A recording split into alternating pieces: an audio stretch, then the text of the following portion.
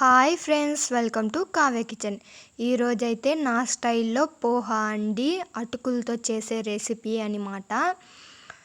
ఇప్పుడు నేనైతే అటుకుల్ని అయితే తీసుకున్నానండి. అటుకుల్ని తీసుకొని దాంతోకి వాటర్ పోసి 1 మినిట్ వరకు నానబెట్టుకొని దీన్ని వాటర్ లేకుండా స్ట్రైన్ చేసుకోవాలండి.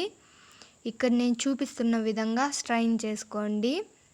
ఇలా స్ట్రైన్ చేసుకున్న తర్వాత ఒక ప్యాన్ పెట్టుకొని దాంట్లోకి ఆయిల్ వేసి ఆవాలు, జీలకర్ర, పచ్చిమిర్చి కూడా వేసి బాగా వేయించుకోవాలి.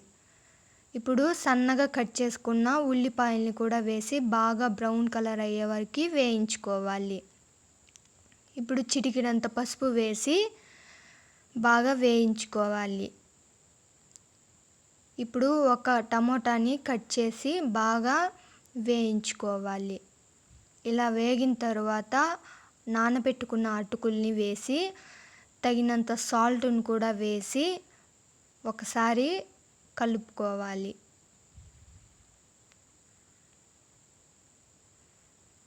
ఒక హాఫ్ మినిట్ కలుపుకుంటే సరిపోతుందండి, తయారైపోయింది.